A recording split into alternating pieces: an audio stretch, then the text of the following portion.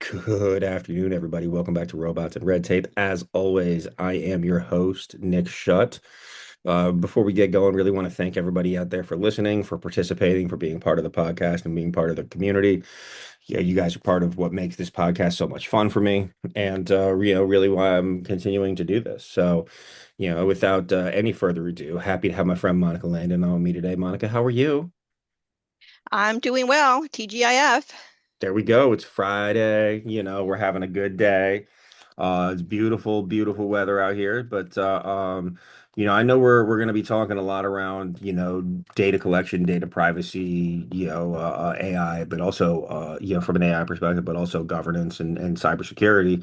But for folks out here that haven't had the opportunity to have a lovely conversation with you yet, Monica, do you mind telling folks a little bit about yourself, your background, and kind of how you got here, and also a little bit about Diligent and why you're here and what you hope to achieve from this. Yeah, sure. So, Nick, thank you for having me. I'm really looking forward to our conversation today. And just to start, due to a job hazard, I must start by stating that the views and opinions that I share here with you today are my own and not my employer's. And so, to jump into how I got here, I don't know that human experience is generally a linear is a straight line, right? And so I started studying computer science during the dot-com boom and graduated during the bust, but that was in the late 90s, early 2000. And one of the catalysts that pulled me into cyber before, it was even called that was pure serendipity. I was invited to join a litigation research team on a case where bad almost killed someone.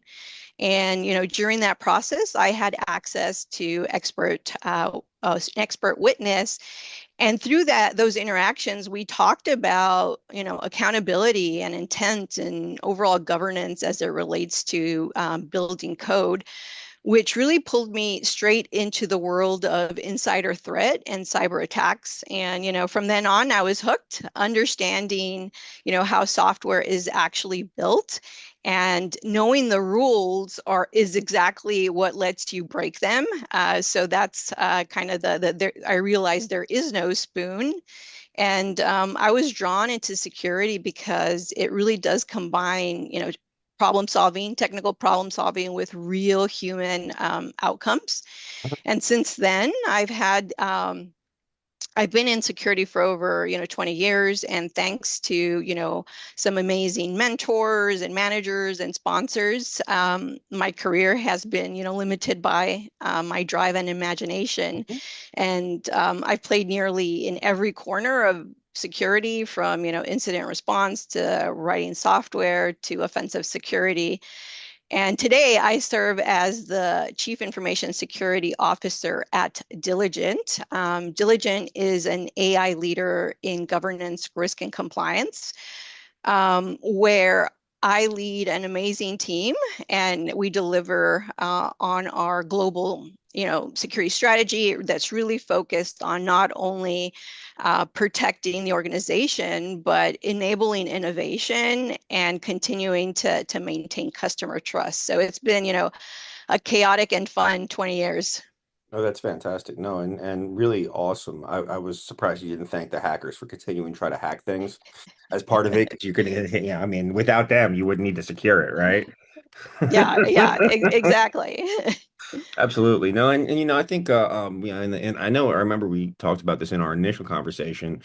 And I mean, yeah, I know you have spoken a lot around how society generally is trading convenience for, or privacy for convenience, right? And I think that, I mean, that's an old theme that gets touched on a lot. Whether is it people that give up liberty for feeling secure, deserve neither, things like that. But where do you think we crossed the line? Like where did we cross the Rubicon?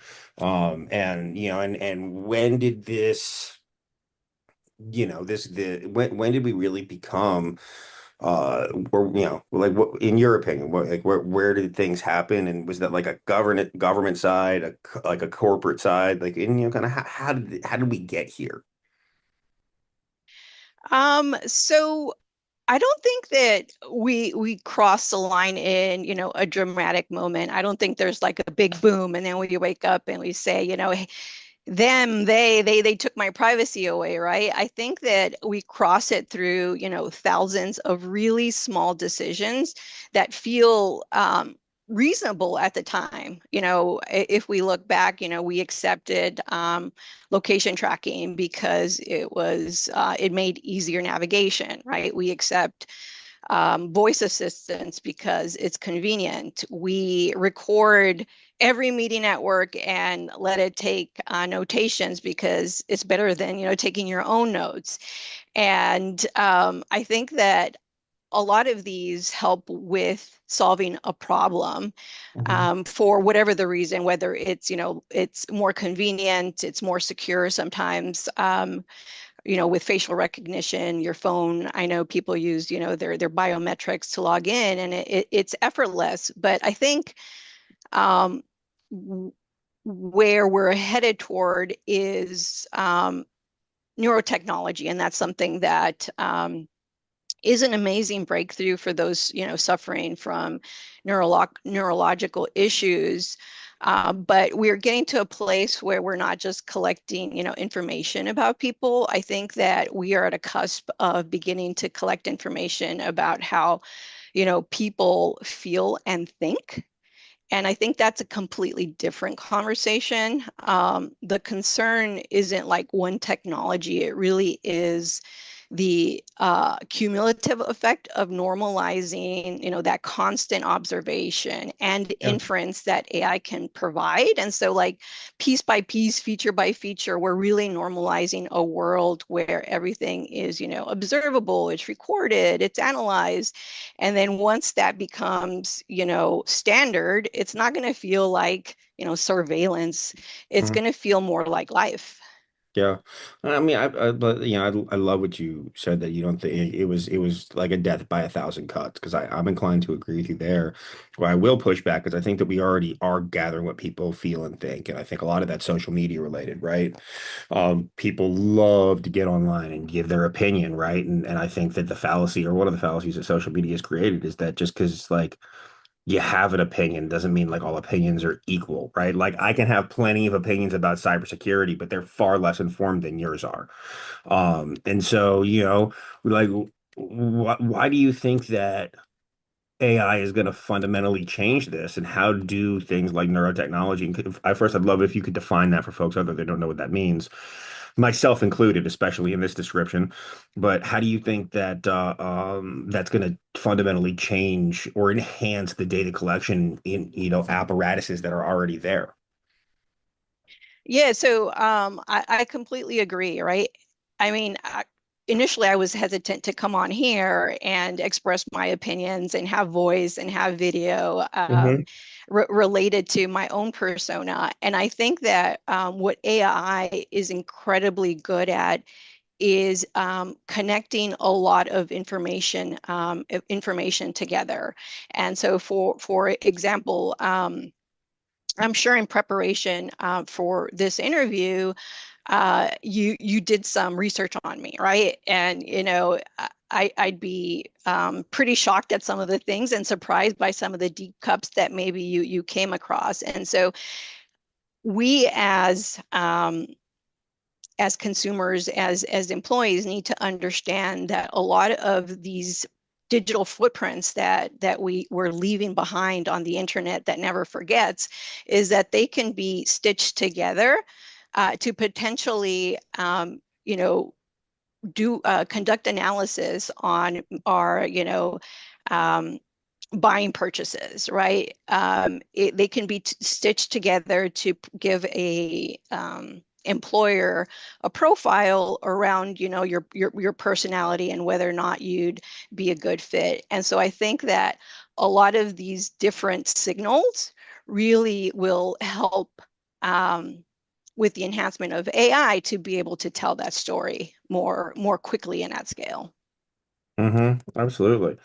No, 100%. And I think like obviously speed and ease of things are already that just makes it easier, right? Which It makes it easier to hold everything together and do the stuff and make it happen and create more of a full picture.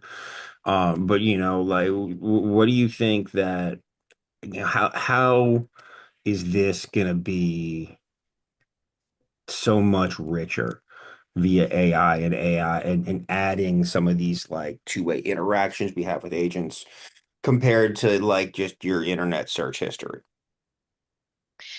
Yeah, so for example, when we think about AI, what AI is really doing is it's automating like human cognition, right? The way it's emulating the way that we as people, acquire knowledge, how we store it, how we process it, how we apply that knowledge.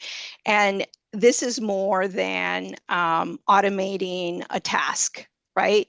It's really giving it agency, i.e., access to do and run and apply this different knowledge in almost everything that we do on a day to day. And so I think that it's different in that um, in different previous inflections of technology, like cloud, mobile, those kinds of things, it was mostly around automating tasks and where that compute happened, whether it was Mm-hmm. on premise or in the cloud or wherever, right? But generative AI is really influencing across the board how companies, make decisions and how they execute on their overall, strategy via these automated workflows where these AI agents really have the access to execute on their prime directive. And just seeing some of these, the just seeing how AI can pivot because it's very much focused on solving a problem. Mm-hmm. And my team and I were at an offsite, and we were kind of doing a show and tell. I love like seeing what we're working on and how it works. And the team was demonstrating agent they wrote to automate some security tasks. And very quickly, the agent was going off the rails, right? Because the access was kind of timed out and it didn't have access to what it had before. And Mm-hmm. so it keeps trying and iterating to solve the problem, right? Its goal is to solve that problem. And if it can't do it the way it was doing it before, it starts asking, well, I see that I have access to this website and it says I should do this. Um, can I do it? You want me to do it? Do you want Mm-hmm. me to execute that? Right? And you either say yes or no, or what have you. But these agents can go off the rails pretty quickly, and without that proper human oversight, it could be potential Mm-hmm. um, catastrophes. I mean, we've seen things in the news around, oops, an agent like deleted all of my databases and those kinds of things. And I think we're just at the beginning of all of that potential collateral damage. No, I completely agree, and I think that I mean, I know we briefly touched on it, but I know this week, I mean, we're recording on July 24th. I know this week, big in the news, has been a whole lot of conversation around this ChatGPT, the ChatGPT, the security breach where their agent they had this new AI in a sandboxed environment and told it to solve. I don't remember exactly what they told us to do, but this thing broke the sandbox, got out, got internet access through iterating a lot of different ways, and then ended up going out and hacking Hugging Face because it thought that its solution to the problem was going to be in Hugging Face, right? And so, like, do you think that things like this are going to continue to become more and more prevalent, especially when you look at how even what especially when you look at like, I mean, you look at like Mythos and all these other cutting edge tools, right? And if Mythos is the best in the world, if I don't know. I'm not technically qualified to have an opinion on that. Yeah, but if that can find, 100 vulnerabilities, but if number two can find 80, like the net is there's still a lot of vulnerabilities out there. Do you think things like this are going to continue to happen more and more frequently? And how, as a CISO of a large organization, how do you think about and how do you approach your security infrastructure stack differently, as you think about building this out? So I think that this is certainly a reminder that, we need to be thinking about overall, AI security and overall governance. It's not like a future concern. It's really an immediate, operational risk. And as these systems become more autonomous, organizations really need to treat them not as productivity tools, but the way I've heard some of my peers describe AI to their boards and to their executive leadership is you have now hundreds to thousands more employees. You see all of these agents as employees, right? And so it's more than a productivity tool. It's a potential threat vector that can behave in very unexpected ways. As I mentioned, you mentioned, the Hugging Face and some of that recently, and that kind of speaks to the uh, the main goal of AI and the agents is, to complete an objective, and they'll be ruthless in ways depending on how organizations, how we've programmed them, what guardrails we've put in place to make sure that they don't um, stray from what's expected of them. But I think at the end of the day, it is a human decision, right? And we, especially as technologists that are taking advantage of this new technology, we need to be adopting it in a responsible way and accountable, and not say, oh, sorry, the model misbehaved, right? At the end of the day, we're accountable, and we need to make sure that we're building and adopting these tools in a safe and secure way. Yeah, and we're only accountable if we don't have the best lawyers, right? Like, let's be clear. But what worries me, and this is something, and again, this is probably completely wrong, but what worries me is I think about, building guardrails into these into these agents, these models, building guardrails into them. Like when we're intentionally trying to build a put a model in a sandbox, it's able to break out of the sandbox. At what point do the guardrails, guiding purposes and restrictions we put into these these AIs, at what point are they irrelevant? Like, where's that tipping point, and how can we ensure that we stay in control of the creation as opposed to the other way around?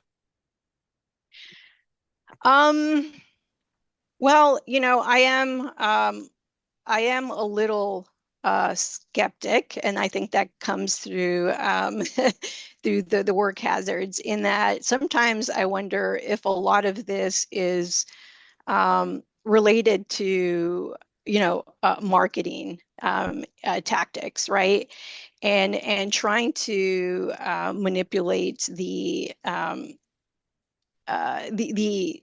community as a whole. In that, I think that a lot of these technologies have the capability of, breaking out, but I do believe at the end of the day, it is code, right?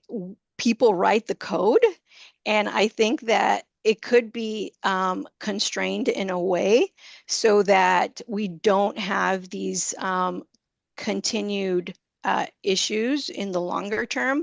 But I think that we need to start that intentionality of building, the control systems around these systems now versus, after there's a major catastrophe. if I could be so bold, I would love is bold. to say something, potentially controversial, and we'll see how it goes. But I think that um, as quickly and as at the pace that this is maturing as a technology, and really the trajectory that we're on based on some of these anecdotal incidents that have happened, is I think that historians will potentially call this like an atomic bomb moment, right? So where we built this power, this capability before we actually had the control system. And so like with nuclear weapons, right, we didn't get to the safety and the governance frameworks until after. And so I think that we need to make sure that we as an industry um, have to put those controls and those governance and those rules in place now to ensure human oversight. Otherwise, this is just going to continue to go off the rails. Oh, when it comes to short-term corporate profits and long-term, stability of companies or organizations or systems, I think we both know that most people are going to choose short-term profits, and that's where my concern is. I mean, you look there's I have a lot of things I could say about that, but I'm not going to. Especially as it relates to that. But because I'm with you, and I'm very concerned about it, right? Because I'm concerned that like you look at the people in Congress that are largely making some that are working on these rules that these security frameworks, right, or these governance frameworks. I mean, like a lot of them are this. I think this is our oldest Congress ever. I think most of them are trying to come up with solutions to things that weren't things when they were growing up. I don't know how qualified they are to have those conversations or do those things. And I know that staffers are doing most of the work, and that is what it is, and they're just out there fundraising. But still, you look at a lot of the competing interests around that. I have a lot of concerns, right? And so I'm going to ask you, why should I not be concerned, Monica? What's positive about this? And like understanding that, we don't really have privacy anymore. Well, we don't have privacy anymore. Like a lot of that goes back to the Patriot Act, right? And then, obviously there's been a lot of corporate powers expanded beyond that and government powers expanded beyond that and reaffirmed and reaffirmed and reaffirmed. But, you look at the kind of the situation where we are and how we've gotten here. Why should I be optimistic? So I think that you're right in that a lot of times it does come down to, profitability and ensuring that, shareholders are happy. But I do believe that trust is a major factor in the longevity of a company. And I think that there are many companies out there that are building, trust infrastructure uh, to ensure that What is they trust? are bu- they are building the control system around these technologies for the technology that they own, right? I think people and companies are taking the risks seriously. Some of them, I would say, there's an adage around move slow to move fast, right? And making sure that that foundational infrastructure control plane for these type of technologies exist, and it's able to make sure that the output is correct, is not biased, right? We're making sure that they're making sure that the the agents only have the access that they need, that the logging's in place, that the overall governance framework is in place before adopting this technology. I think that where there may be some challenges is when there's an expectation to be the first to market, right? And in that rush, some of these things might not be adequately built in order to maintain that trust over time. I'm inclined to agree with you. I think that there is going to continue to be a rush to first to market. Outside of just wanting to be first, right? Like there's profitability associated with that. And when you look at the bubble that we're in right now financially, like I mean, all these things start to duff together, right? And so, I know. I know you mentioned a lot about these companies building that out, building out a lot of the trust associate a lot of these systems that to build a trust infrastructure, right? But deep fakes are incredibly convincing, right? Incredibly convincing. And that's going to continue to become easier and easier and easier and easier to do. And what do you think is going to happen?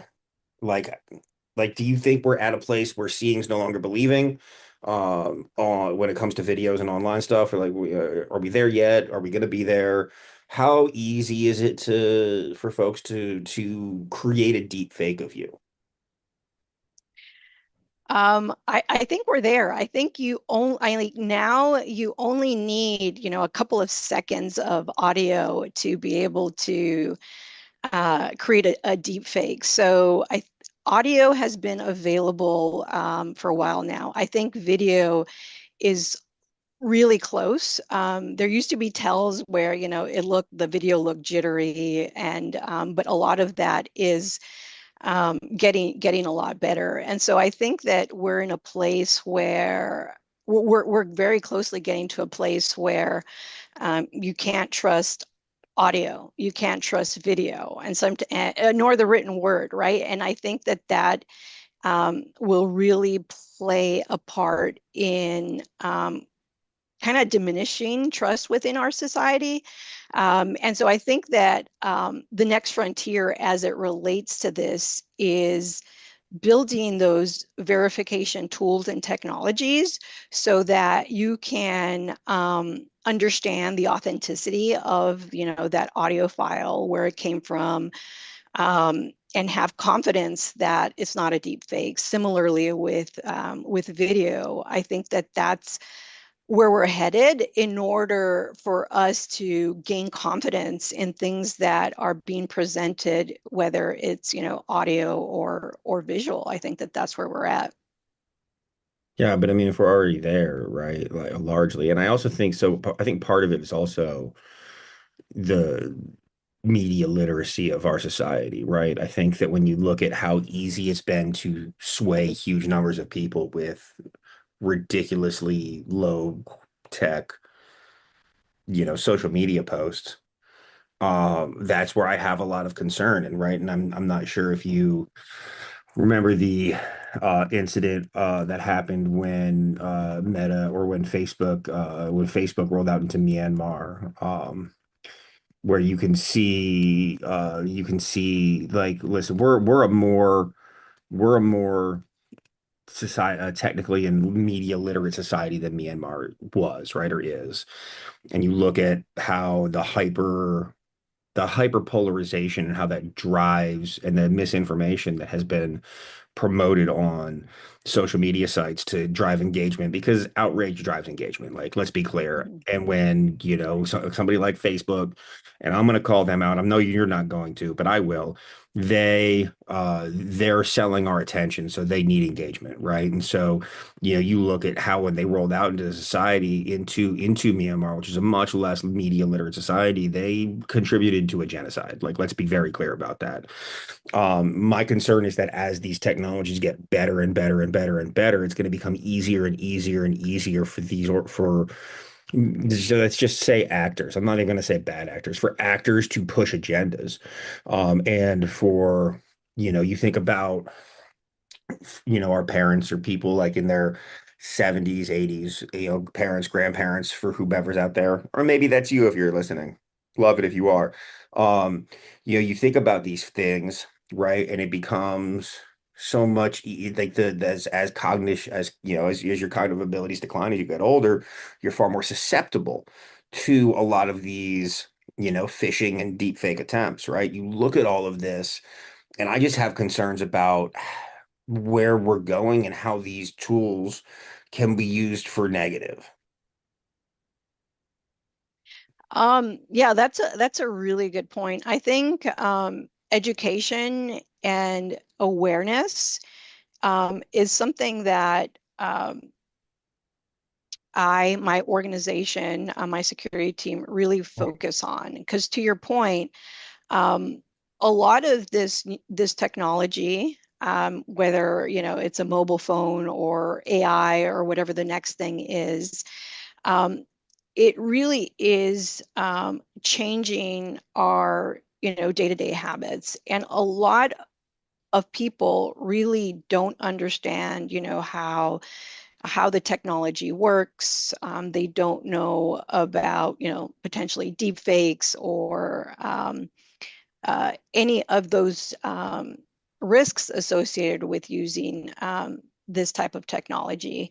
I think we as humans can be easily manipulated, Mhm. and I think that human nature will not change. And I think bad Mhm. actors take advantage of that by pushing on, urgency, on threats, right? They're instilling fear if you don't do something that, there's going to be a consequence. And so I don't think that that will change. I think that that will be amplified with AI. But I do believe that as part of education and literacy, we do have to get better at starting those conversations a lot earlier, Mhm. especially with kids, right? Because today children get access to technology a lot sooner, and I think that making sure that there is an awareness both from all ages of the spectrum. I mean, I go visit my parents regularly, and my parents say, "Oh, the bank called me and they needed my PIN," and I'm like, "The bank will never call you to Mhm. ask for your PIN, right?"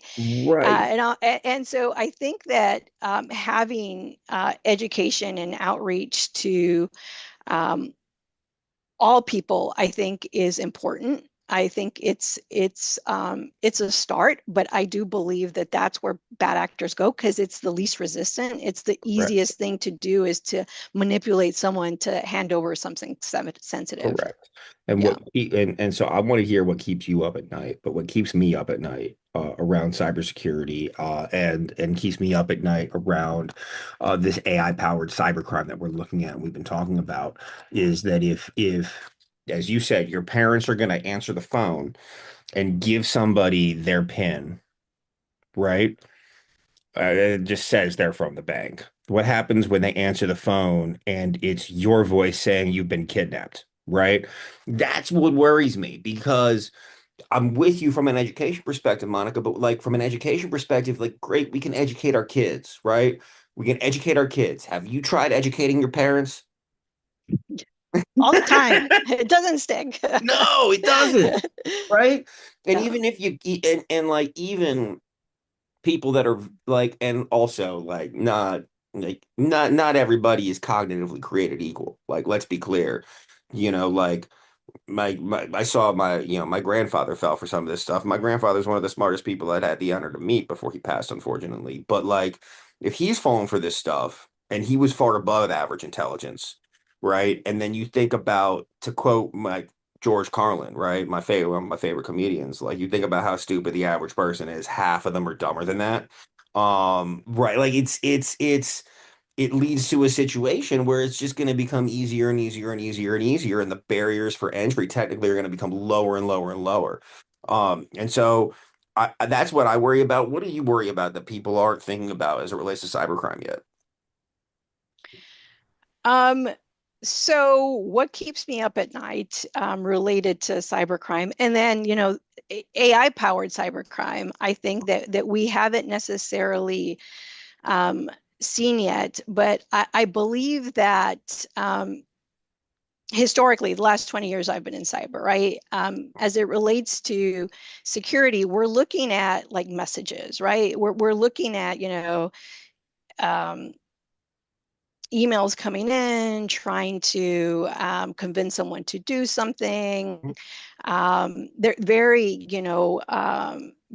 transactional in that way. I think that with I think that that's going to expand into the scam being a relationship more than, the one-off, can you give me your pin for whatever reason. I think that it can get really more sophisticated in that we will see these personas, and to a certain extent it's already happening, right? Let's say AI Alex has a profile on LinkedIn. AI Alex regularly posts on LinkedIn showing that he's part of the industry.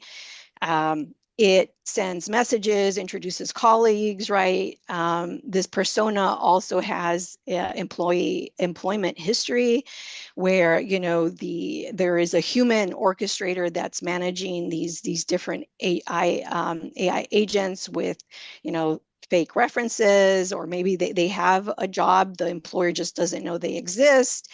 They're on dating sites, right? And they're sending messages to people on these sites, remembering anniversaries or good morning text messages, or what have you. And I think that with all of these little like mutually reinforcing signals, like from LinkedIn, podcast testimony or whatever, I think together they create like convincing legitimacy for some of these personas.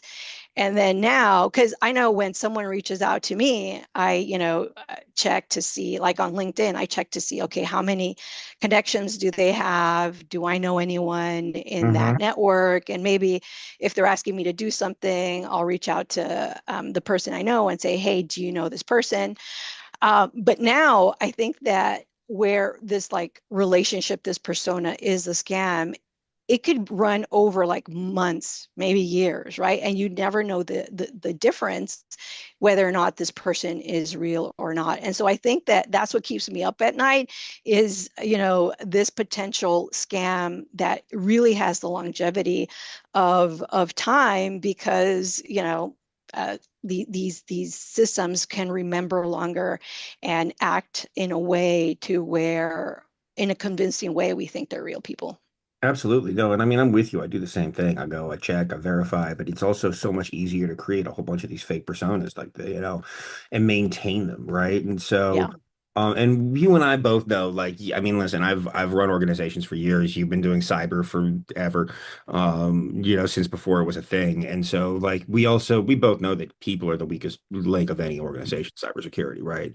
I've had employees like fall for the gift card scam before and like go out and buy $1,000 worth of gift cards and send them to some random number that was pretending to be somebody in the company when they were actually in the building with that person. And then instead of going to ask in person first, they just went and did it. So you look at all these things, right? It's just like I worry about this stuff, you know? I worry about it. So it is what it is. But what do you think? What scams do you think are going to become more commonplace before the public is ready? Is it going to be the relationships? Is it going to be able to building like a rich history and understanding people, or do you think there's other like simpler things that people are going to do? I think that a lot of I mean, it goes back to really the human nature and trying to manipulate us in different ways and taking advantage of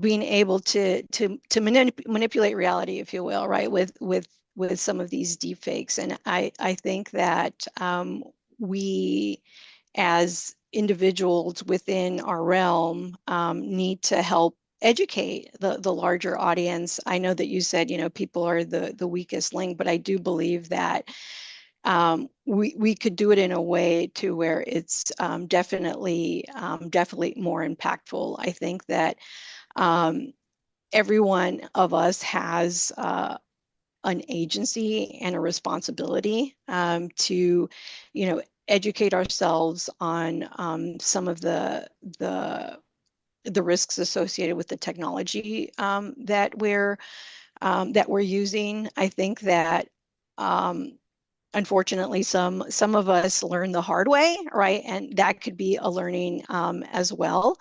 But I think that we certainly need to be more vigilant about what we see and what we hear. I'm inclined to agree with you.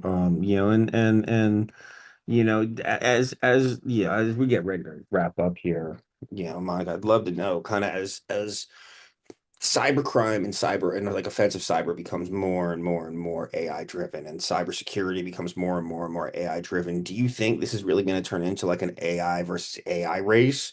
Or what role do you think people continue to play in this? So I would say that for the last 20 years, it's been kind of a cat and mouse game, right?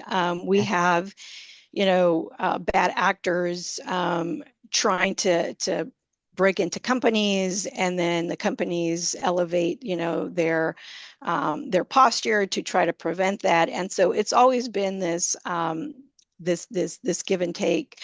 But I think with certainly with AI, it's kind of adversarial symmetry, if you will, in that, there's this technology that will enable both sides to be able to defend as well as attack different organizations. And so I believe that we're at a point where it's important to really understand the technology, Hmm. understand how to take advantage of that technology as defenders.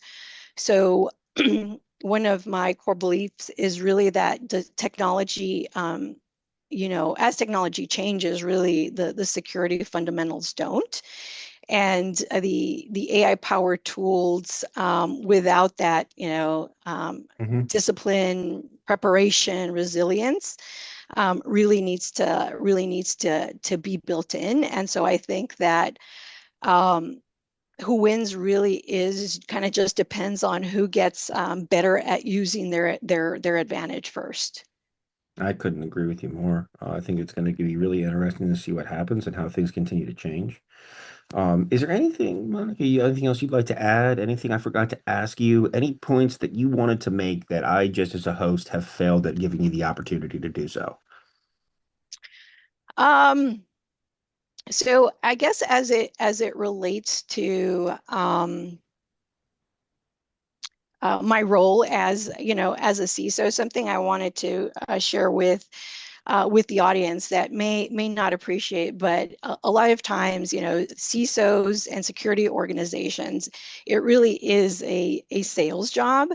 A CISO and the security team spends enormous energy translating, technical um, reality into language that, people that whether it's the board or the CEO or the different stakeholders have action. And it's if you can't sell the story, right, the budget doesn't move, the headcount doesn't move. And oftentimes, success is invisible, and the failures are really catastrophic and public. Nobody celebrates when nothing happens, and so this asymmetry is brutal for morale. And I think that, this will be a really exciting time as security teams work with their different stakeholders within a company as we're rolling out this AI technology. And, I would, and I believe, honestly believe that, you know, engaging the security team early really enables that innovation to move faster, because if you already have like a paved road, it enables everybody to move faster in a secure way. And as as a plus, right? Bringing in security early really shortens that sales cycle and really unlocks uh, customers. And so I think that it's important to really understand the value that security organizations bring to companies. I couldn't agree with you more. I think that to put it in a in business context for all of my fellow executives out there, it's a lot cheaper to prevent than to clean up. So, like let's go ahead and involve these security folks, our security team, and give them the respect that they deserve. But Monica, thank you so much. This has been a fantastic conversation. I really enjoyed it. Well, thank you, Nick. Really appreciated the time today. Absolutely. And everybody out there, thank you so much for listening to Robots and Red Tape. As always, I'm your host, Nick Schutt, and I hope you're having a wonderful day.